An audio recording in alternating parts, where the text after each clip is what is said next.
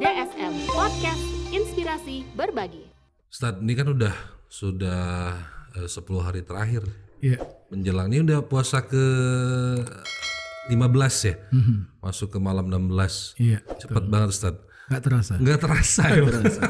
Itu emang karena kesibukan atau kita biasanya menghabiskan waktu untuk makan tidur gitu. Iya, harus diakui itu. Memang harus diakui, betul. Iya. Jadi dulu kan memang lagunya Ramadan tiba. Tahu-tahu tiba-tiba Ramadan gitu. Ini juga sama gitu ya. Tiba-tiba mau lebaran. Ramadan, tiba-tiba lebaran gitu. Ya. Nah, biasanya kan di 10 hari terakhir itu kan banyak banget amalan-amalan yang memang dianjurkan untuk dijalankan sebagai umat muslim, apalagi mungkin kalau kita introspeksi diri banyak banget kesalahan yang sebelum Ramadan kita sudah lakukan. Nah, kira-kira amalan-amalan apa yang mustajab dan baik dilakukan di 10 hari terakhir ini untuk bisa menebus dosa-dosa kita yang sebelumnya, Ustaz? Ya, bismillahirrahmanirrahim ya. Sebenarnya baik 10 pertama, kedua, ketiga bagi kita itu peluang emas gitu ya. Sama sebetulnya. Cuma kita ini kadang-kadang merasa menang baru di babak pertama. Merasa menang baru di babak pertama. Oke. Iya.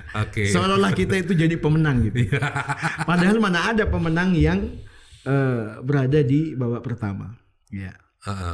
Sebab banyak di antara kita semangatnya di awal-awal, kemudian setelah itu loss gitu ya. Baru di ujung-ujung kita semangat lagi.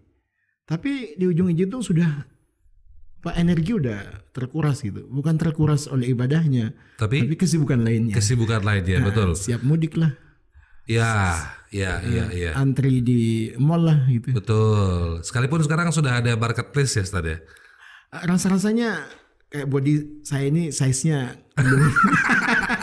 jadi agak kebingungan dan ketakutan untuk belanja online. Iya, masih butuh tukang jahit gitu. Masih butuh tukang jahit. Makanya yang mengancam itu ketika tukang jahit cepat pulang gitu. Nah, ini yang nggak boleh, Ustaz. Ya itu. Untuk body Ustaz, saya yang notabene besar-besar gitu kan memang harus custom semua. Itu yang susah. Tapi biasanya amalan apa, Ustaz? Amalan apa yang bisa kita lakukan untuk benar-benar memaksimalkan Ramadan ini? Karena kan tahun depan kita nggak tahu apakah kita akan ketemu dengan Ramadan. Yang pasti adalah kenapa Allah tempatkan malam Lailatul Qadar itu di akhir. Nah, itu kenapa, Tad? Karena memang final itu di akhir. Iya, jadi, betul. Menentukan kemenangan itu di akhir. Innal a'mala bil khawatim, kata Nabi. Sesungguhnya amal kalian itu tergantung di ujungnya. Oke. Ya, banyak orang hebat di awalnya gitu ya. Makanya kita tidak boleh sombong dengan kesolehan kita. Karena kita tidak tahu seperti apa nanti di akhirnya. Dan kita tidak boleh putus asa dengan kondisi kita yang banyak dosa. Karena kita tidak tahu apakah maghfirah Allah itu kita dapatkan di akhirnya. Oke. Maksudnya orang-orang yang soleh dari awal ya. Dalam artian selain bulan Ramadan, Ustaz. Kita juga nggak pernah tahu bagaimana kematiannya nanti. Ya. Jadi kenapa doa Allahumma ja'alna, ya Allah jadikanlah kematian kami itu dengan husnul khatimah. Itu karena kita memang yang kita harapkan ujung yang membahagiakan gitu ya. Oke. Jadi termasuk Ramadan, terlalu banyak paket-paket ibadah yang menentukan sukses kita di Ramadan ini itu berada di ujungnya. 1, malam Lailatul Qadar. 2, zakat juga ada di ujung. Betul. Iya. Dan yang ketiga adalah di saat-saat orang sudah kehabisan amunisi untuk buka puasa, ngasih buka puasa, untuk ngasih sedekah. Nah, kita itu berada di kondisi yang kadang-kadang biasanya kita punya kebiasaan setiap mau ke masjid bawa sedekah, tapi di ujung-ujung itu udah lihat cukup nggak ya.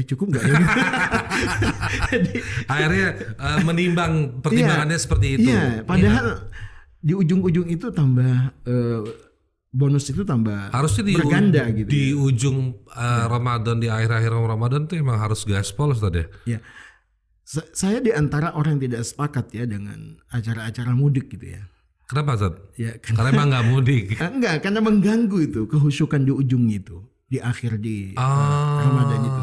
Bukan semata-mata kita karena tidak kangen, tidak rindu ya. Apakah tidak salah kalau kita itu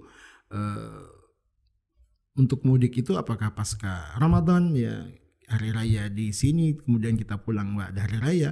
Tetapi memang momentum hari raya masih dianggap lebih sakral dibandingkan Ramadannya ya, sehingga kita anggap bahwa nilai Ramadan ini itu tertutupi oleh nilai sakralitas di mudik dan Syawalnya ketika Lebaran. Okay. Padahal kan Lebaran itu kan tanda sukses kita gitu di Ramadan. Betul. Tapi kenapa kita banyak merasa sukses dengan Lebaran kita, padahal belum tentu kita sukses di Ramadan kita. Benar. Ya. Benar. Berarti seharusnya kalau mau mudik itu sukseskan dulu Ramadannya. Sukseskan dulu Ramadannya. Iya. Pertanyaannya apakah mau mudik sebelum Lebaran, ya kan? Dalam artinya 1 minggu sebelum Lebaran, jadi ada prepare waktu begitu dia sampai di kampung halaman bisa memaksimalkan ibadahnya. Iya. Kan seperti itu. Jangan mepet-mepet gitu ya. Oke. Atau pilihan kedua adalah setelah sholat Id di Bali atau di tempat yang lain. Gitu. Balik, ya. Jadi dia tidak kehilangan kesempatan emas itu, karena kita tidak tahu. Benar. Ya. Apalagi yang perjalanannya jauh-jauh ya. Ramadan itu pasti datang, tapi kita belum pasti untuk membersamai Ramadan tahun depan. Masya Allah. Oke, jangan lupa kita belum menyapa teman-teman yang ada di YouTube channelnya DSM. Siap. Assalamualaikum warahmatullahi wabarakatuh, Sobat Zakat. Spesial Ramadan pada hari ini bersama dengan Ustadz Nur Asyur. Kita akan bahas mengenai Ramadan bersama ke surga bersama. Gitu. Mantap. Ya. Jadi hari ini kita akan membahas masalah bagaimana cara kita memaksimalkan Ramadan kita yang alhamdulillah kita diberikan kesehatan oleh Allah. Alhamdulillah. Bertemu dan mudah-mudahan bisa bertemu lagi di tahun ke depan dengan Ramadan. Nah, Ustaz, biasanya kan kalau udah di penghujung Ramadan itu ada ritual itikaf, ritual macam-macam lah yang kita lakukan di ujung-ujung Ramadan biasanya, ya kan, yang seharusnya mah dari awal seharusnya gitu kan. Nah, bagaimana sih cara kita untuk melaksanakan itikaf yang baik, Ustaz? Karena kan kalau itikaf itu kan biasanya terganggunya karena ada teman yang ngajakin, terus kita ngobrol di teras masjid, yang seharusnya kita pakai ibadah itu, Tad. Itu gimana? Pertama ya, apapun itu innamal a'malu binniyat wa innama likulli imri'in ma nawa.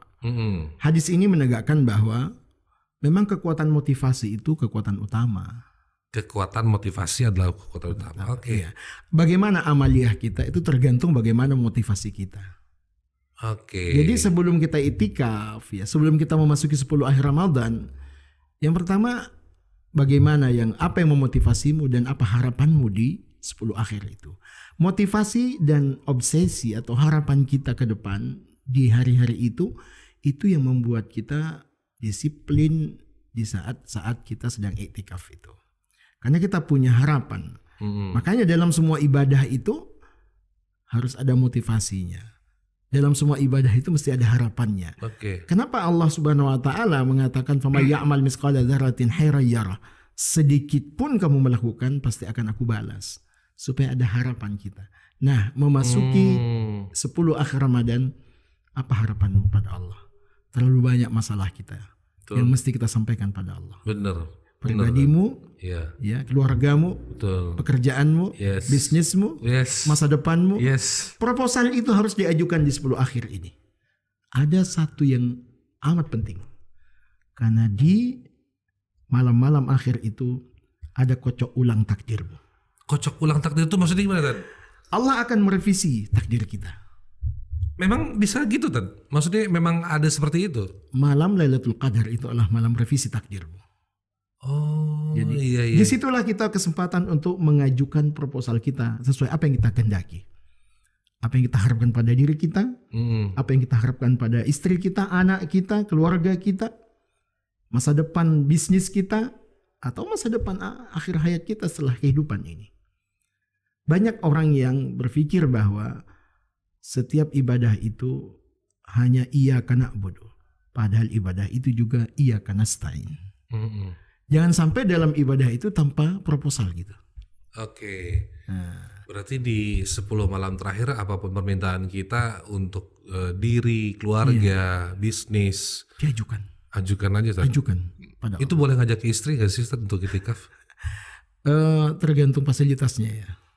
Tergantung fasilitas yang di mana nih? Yang di masjidnya. Nah itu itu yang saya kalau kita tidak elok ya dilihat kalau perempuan itu berbaring di tempat umum gitu ya. Jadi emang kurang etis aja kurang etis ya, kurang elok. Jadi boleh sebenarnya. Boleh. Cuma dulu di zaman Nabi itu mereka baik pakai kemah gitu ya. Mereka masing-masing satu kemah gitu. Jadi cocok dah itu kalau kayak camping di masjid gitu. Iya, jadi itu itikaf ya. Jadi ada area khusus untuk tempat mendirikan kemah. Oke. Ya, jadi selama ini mohon maaf ya, ini mungkin masukan kepada masjid-masjid ya. Semestinya masjid itu menyediakan fasilitas itu. Ya, khusus itikaf. Ini event sekali dalam setahun ya.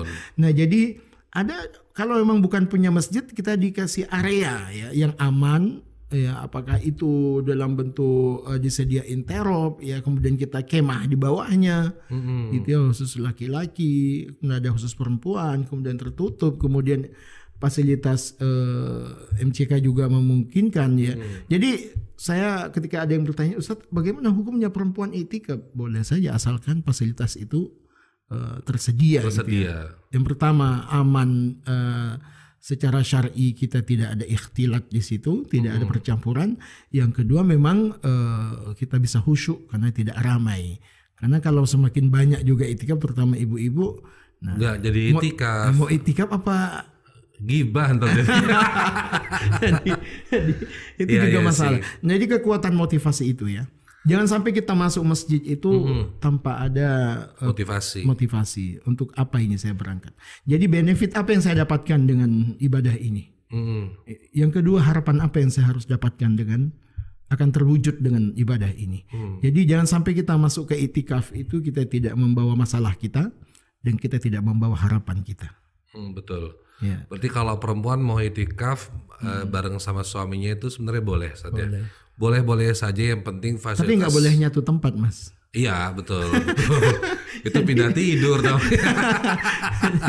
Maksudnya kalau di tempat perempuan ya mereka di sana aja gitu kan.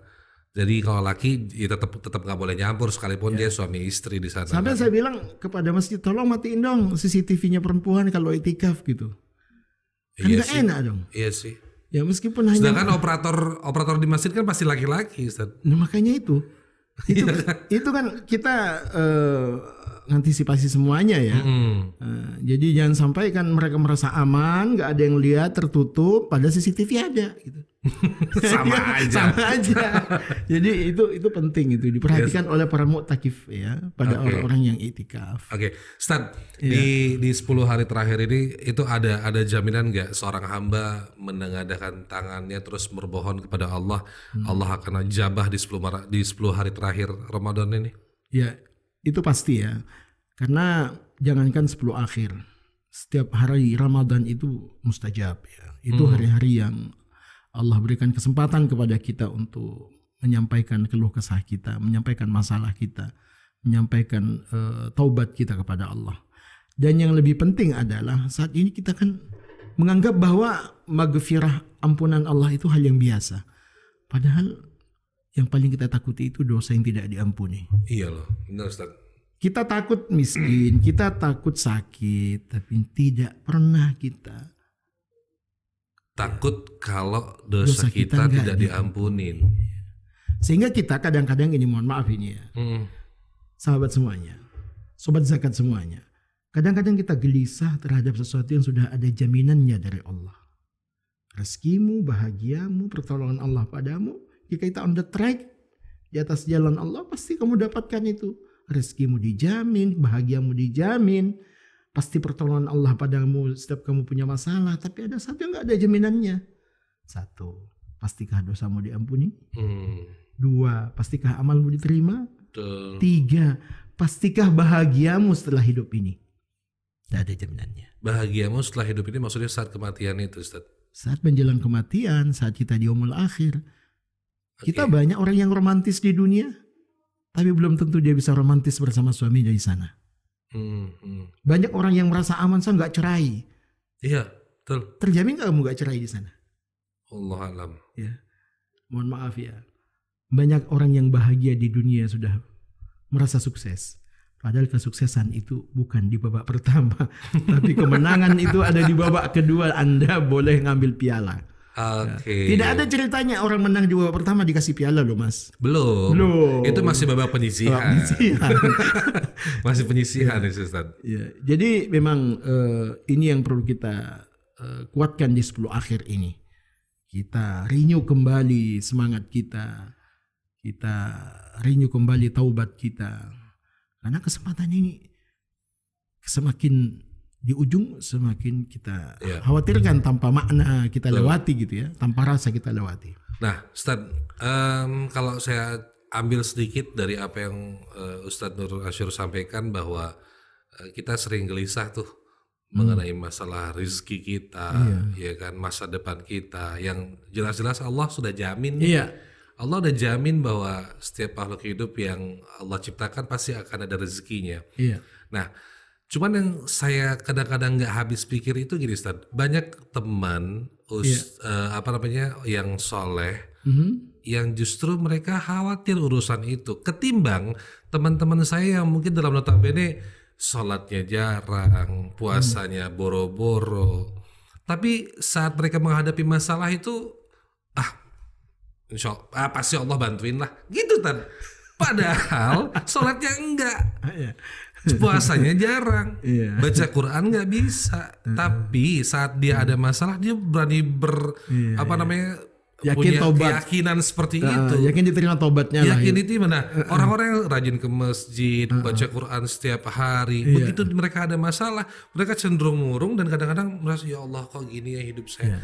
Kadang merasa bahwa kok Allah nggak bantuin sih. Nah, itu apa sebenarnya yang terjadi, Ustaz?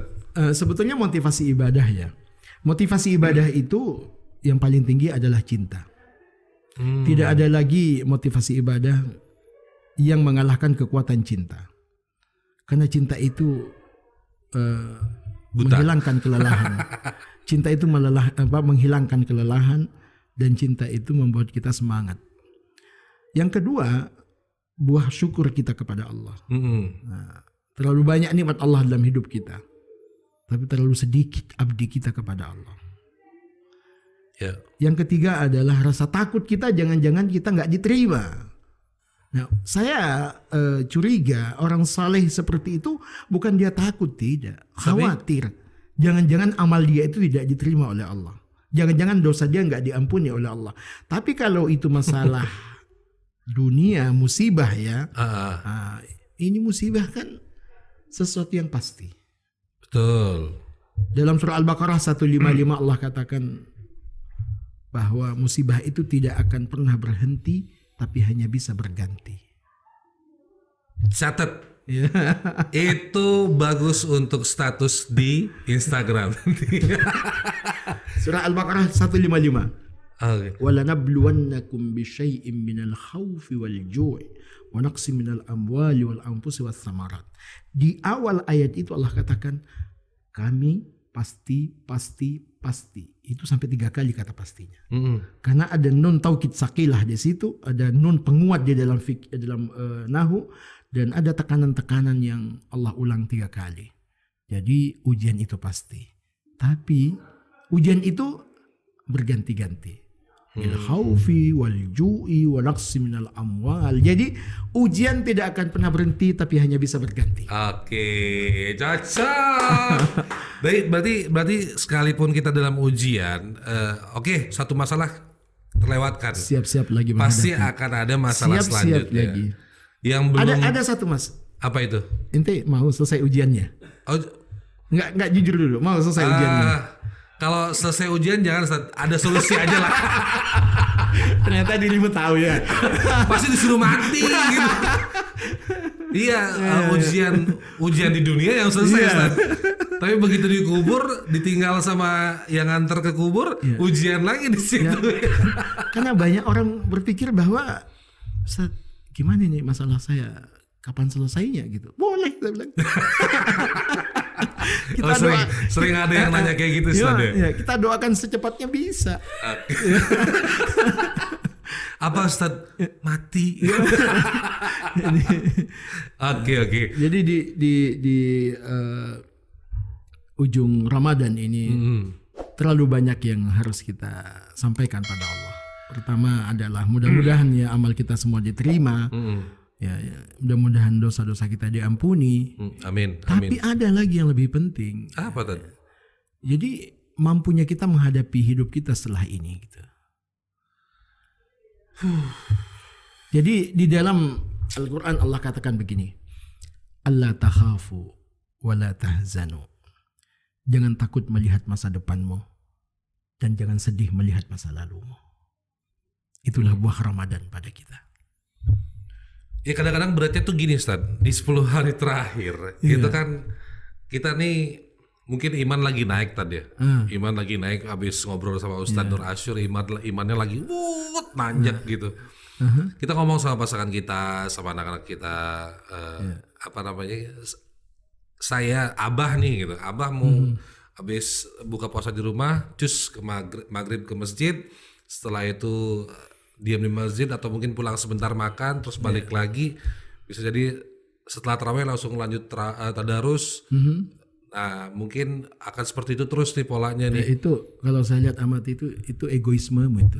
Masa, Ustaz? Iya. Kan kita mau ngejar, Ustaz. Yo, kata tagline kita apa coba? Ramadan bersama, sesurga bersama.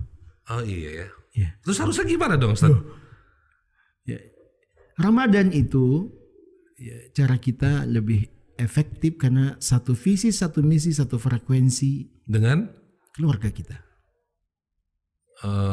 Oke. Banyak momentum yang kita itu susah ngajak anak, ngajak istri. Tapi momentum Ramadan itu paling mudah. Karena kita satu suhu, satu frekuensi. Iklim ibadah itu sangat terasa.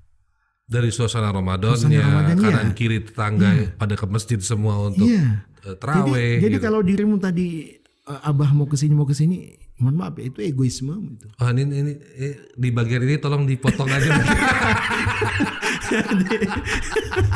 Diedit ya bro ya. Bagian ini di skip gitu aja. Karena berarti seharusnya bareng-bareng Tan. Loh iya. Saya punya anak kecil Tan. Nah, romantisme itu tidak ada lagi sepuncak romantis manusia selain Ramadan. Karena Anda romantis ketika menikmati bulan madu. Tapi kalau Ramadan Anda romantis untuk merencanakan kehidupan bersama di surga. Masya Allah. Berarti emang harus diomongin dari awal. Wahai istriku tersayang. Siapin takjil jam 5 sore udah siap. Selesai buka puasa bareng. Langsung berangkat. Itu kesepakatan itu. Ya tapi kan nge-planning supaya enggak begitu. Terus gimana dong? Dia itu merasa diperintah kalau begitu. Oke. Iya. Ini di skip juga ya. Pertanyaan pertama menjelang Ramadan yang mesti kamu tanyakan pada istrimu adalah, Dek. Oke. Pantas gak aku ini jadi suami menanti di surga?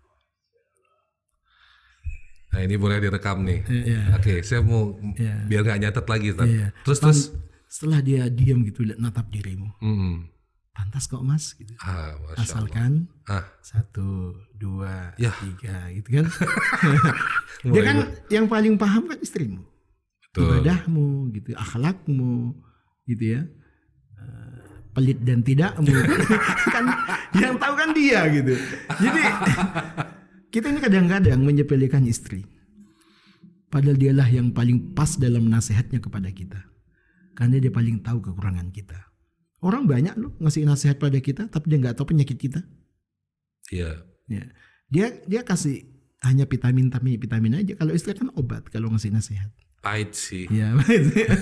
Cuman sembuh pas, gitu ya. Pas kan dia tahu. Nah jadi Dek, pantas nggak aku nih jadi suamimu nanti di surga?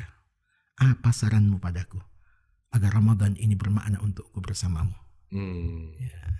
Jadi setelah dia nasihat, nanti kalau aku sih yakin lah kalau kamu itu insya Allah jadi istriku nanti di sana. Apalagi kalau kita bersama setiap malam ke masjid, apalagi kalau nah, jadi perempuan itu nggak boleh ada gaya order gitu. Gaya apa? Gaya perintah gitu. Lebih ke diskusi, Diskusi ya. Apalagi kalau kamu begini. Tapi perempuan-perempuan sekarang semenjak kalau diajak ngobrol kayak gitu ya, udah mulai halus nih bahasa suaminya nih. Dalam hatinya dia mungkin gini, Ustaz. Halus-halus ntar nikah lagi. Itu bagi kita nggak masalah gitu. Karena dia curiga itu cuma di mulutnya tapi di hatinya tidak.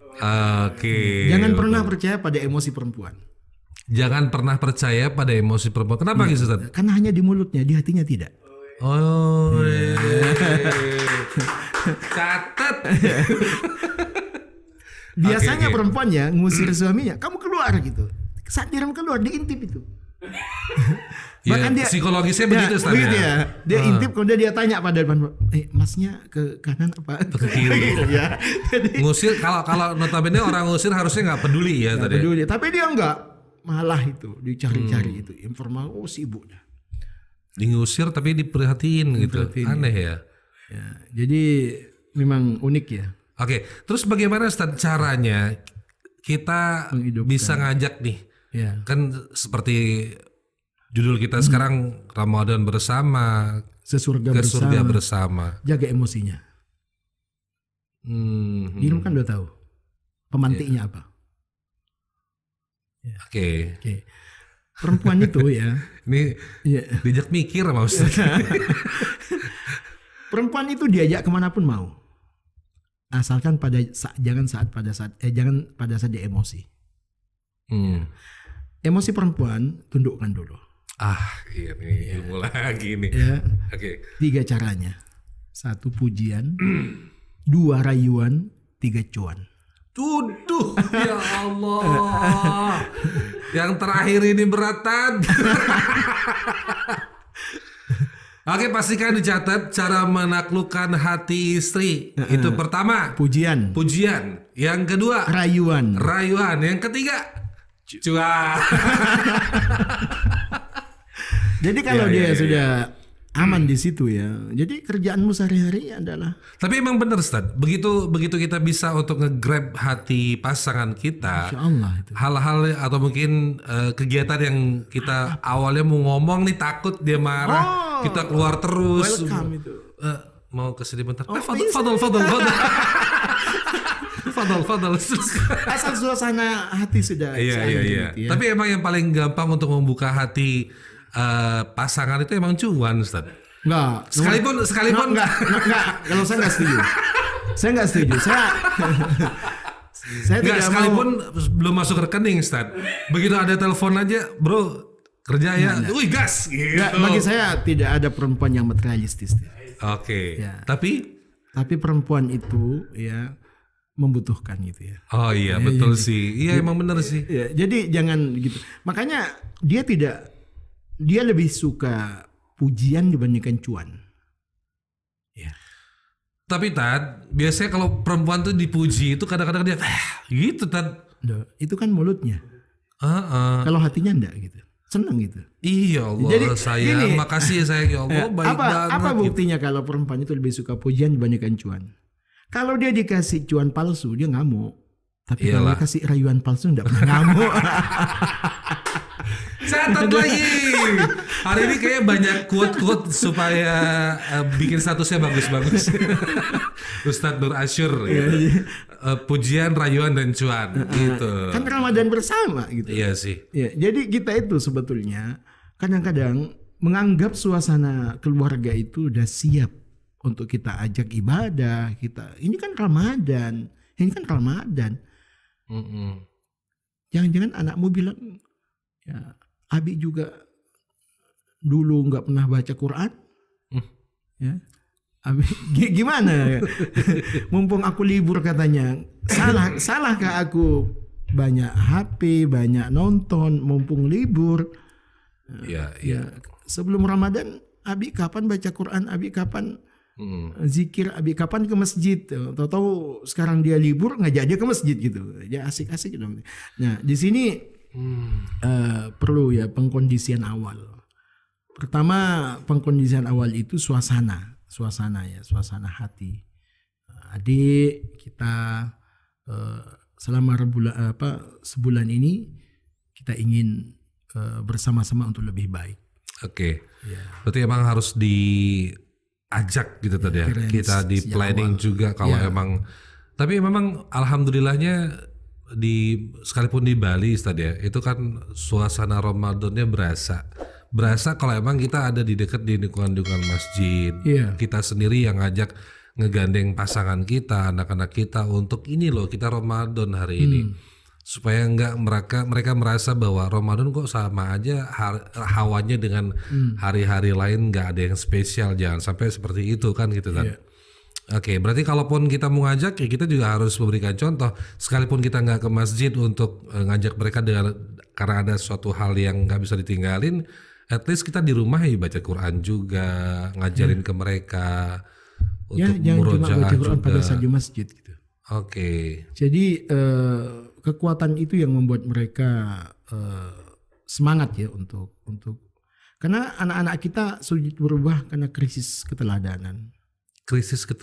Iya. Okay. Ada 3 hal yang saya lihat itu membuat Ramadan ini tidak berhasil. Ramadan bersama, sesurga bersama. Apa itu? Yang pertama adalah bi-negatif. Iya, banyak yang suudzon. Suami suudzon pada istrinya, kamu kok baru pulang sih, udah persiapan ini. Anak juga, kamu kok suka main HP sih. Jadi rumah itu hanya kecewa demi kecewa aja. Okay. Ini kan Ramadan kata bapaknya, tapi mereka juga kecewa pada bapaknya kecewa pada anaknya, istri kecewa pada suaminya, suami kecewa pada istrinya. Tidak ada husnuzon gitu ya. Tidak ada, karena be positif itu mesti ya. Ya ini Masya Allah ya Mas, aku doakan di rumah Mas, semoga Ramadan kali ini ibadahmu makin baik, dosa-dosa kita diampuni. Ya, yang kita harapkan kan hope ya, harapan itu besar. Yang kedua adalah be connected. Ya. Be connected, ya. Terkoneksi. Ya, jadi kurang dekat kita dengan anak. Meskipun Ramadan, bapak sibuk dengan pekerjaannya, ibu sibuk dengan dengan HP-nya gitu ya. Anak sibuk juga dengan kesibukan aktivitas. Terus harusnya gimana dokter? Ya buat kurikulum, buat schedule ya, buat time schedule, buat kita buat rumah kita itu kayak sekolah gitu. Ada time schedule yang mesti kita, ada piket yang mesti kita bagi. Ini supaya mereka terbiasa. Jadi sebetulnya Ramadan ini diklat Allah kepada keluarga ya, untuk memfungsikan keluarga itu sebagaimana mestinya. Jangan sampai keluarga itu kehilangan arah dan kehilangan fungsi. Ada fungsi sosialnya untuk berinteraksi, ada fungsi agamanya untuk saling menguatkan dalam ketaatan gitu ya. Ada fungsi psikologis ya, gimana anak itu bisa meluk ayahnya, tenang dipelukan ayahnya. Ya, ada fungsi fisiologis juga. Tapi memang berasa saat zaman makin canggih ya. Saya sendiri merasa bahwa begitu anak dekat dengan orang tuanya itu memang kita lebih gampang arahkan. Sangat. Nah, notabene dengan anak-anak saya yang sekarang mungkin sudah balik ya di kelas 3 SMP, kelas 2 SMP. Yang dulu saya itu masa-masa mereka kecil saya sibuk kerja. Sekarang begitu mereka sudah besar saya pengen peluk gitu loh. Mereka sudah apa sih gitu loh.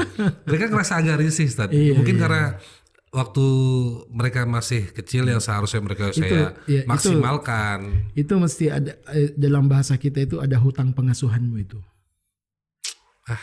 Ustaz bahas kayak gini. Oke ya. Jadi saya ingin. Tapi itu bisa ditebus nggak sih Ustaz? Sangat bisa. Bisa ya. Banyak caranya ya. Jadi salah satunya adalah porsi itu ditingkatkan. Apakah itu porsi connectedmu, apakah itu porsi apresiasimu kepada dia, apakah itu porsi jadi porsi kedekatan, porsi tanggung jawab kita kepada dia lebih banyak. Jadi kita punya komitmen. tiada hari tanpa membelai rambutnya, tiada hari tanpa menciumnya, tiada hari tanpa, kalau dia masih anak, tanpa menggendongnya, tanpa ngajak dia jalan-jalan. Nah, Kak, durasi itu ditambah, maka insya Allah akan terbayar hutang pengasuhanmu itu. Ya, amin. Karena mereka sekarang udah gede-gede, yang satu cewek, satu cowok tuh. Kalau yang cowok masih lah saya bisa peluk, rangkul, ajak bercanda di kasur, itu masih bisa kan, masih boleh lah gitu. Kalau yang cewek kan udah nggak boleh saya begitu cara mainnya. Ya ngopi, so, weh kakak, saya peluk, apa sih? Ada orang tua yang kadang-kadang tidak melihat ya yang dimau oleh anak itu apa. Ya kalau kita mau jalan sama anak kita ya jangan kayak bapak-bapak lah. Oke, kayak temennya. Kayak teman dia. Sepatu cat gitu ya. Kaos ya. Makanya kalau jalan sama anak saya enggak lah pakai baju koko yang enggak mungkin. Ya pakai baju kaos, ya sekali-kali pakai jeans juga gitu. Be a father, jadi bapak, jadi temennya dia. Bapak saya bukan seorang ustadz, bukan siapa-siapa, tapi dia ayah buat saya gitu. Di saat kita makan bersama dengan dia itu kebuka semua kalau gitu dia wajah bapak ini kayaknya cocok lah untuk ajak ngobrol. Jadi penampilan, suasana itu penting. Jadi kalau anak kita sudah dibalik ya, sudah di atas usia 12 tahun, memang dia sebagai sahabat kita. CS lah. Ya CS. Makanya saya sering panggil bro gitu. Jadi bukan anak lagi, bro gitu. Oke. Ya, ini Ramadan bersama, sesurga bersama. Kemudian bukan semata-mata melihat bagaimana kondisi ibadahnya anak ya. Dan juga bagaimana kita bisa menyiapkan fasilitas ibadah itu untuk dia. Karena banyak orang yang semangat harus kamu begini-begini, tapi fasilitas sarung aja cuma 2 di rumah. Ya kan? Di kopiah nggak ada gitu. Sajadah yang itu lagi gitu. Baju bolak-balik itu. Itu aja, baju koko koleksi dia. Jadi sebelum Ramadan suruh buka Shopee. Buka Shopee. Mana baju sholat yang paling kamu inginkan? Saya tuh tidak capek ketika Lebaran karena mereka sudah memakai baju barunya ketika Ramadan. Gak capek lagi untuk milih-milihin. Kenapa? Soalnya yang dia pakai itu, yang dia pilih itu untuk pakai selama Ramadan, bukan untuk hari raya itu. Karena bagi saya kemenangan kita itu adalah ketika di saat sukses Ramadan kita, bukan ketika sukses kita beli baju baru yang. Oke. Berarti sebelum Ramadan udah beli baju buat puasa gitu, buat Lebaran. Buat Ramadan. Kita bebaskan mereka. Yang penting warnanya, motifnya kalau mau disamakan ini. Ya, kemudian itu satu ya. Itu baju seragam. Ada baju yang kesukaan dia. Ya, baju kesukaan Silahkan dia. Silakan pilih untuk dipakai sholat ke masjid. Dan kita ada khusus lemari ya yang kita nggak campur dengan baju biasanya, dan itulah baju untuk ibadahnya. Masya Allah. Oh iya, benar juga sih. Ya. Nggak kepikiran ke situ ya. Jadi kita Ramadan bersama, sesurga bersama, jangan cuma kurikulumnya, aturannya ya, tapi juga fasilitasnya dong. Ya. Anak-anak jadi imbang, Ustaz. Imbang. Ajakan dengan contoh. Iya, sekaligus pas akomodasi fasilitas. Oke, Stan, sebelum kita akhiri obrolan kita pada hari ini, ada apa yang ingin disampaikan ke sobat zakat yang sudah nonton acara ini? Ya, sahabat zakat semuanya, tidak ada lagi mimpi yang terindah bagi kita kecuali bersama di surga. Karena itu pastikan menuju ke sana kita satukan niat kita bersama pasangan kita, satu motivasi, satu visi, satu misi, satu frekuensi, dan kita yakin rumah tangga adalah biduk cinta kita menuju Allah. Tidak ada lagi yang akan menyampaikan kita ke sana kecuali kebersamaan kita. Era saat ini bukan era Superman, Superwoman, tapi era Avenger untuk menjadi pahlawan bersama. Oke. Bukan menjadi pahlawan sendirian. Masya Allah. Siap, terima kasih Ustaz atas obrolannya hari ini di tema kita Ramadan bersama, ke surga bersama DSM Podcast spesial Ramadan. Terima kasih banyak sudah hadir. Semoga obrolan kita ini bermanfaat untuk sobat zakat semuanya. Kita akhiri. Wabillahi taufiq wal hidayah. Wassalamualaikum warahmatullahi wabarakatuh. Waalaikumsalam. DFM Podcast Inspirasi Berbagi.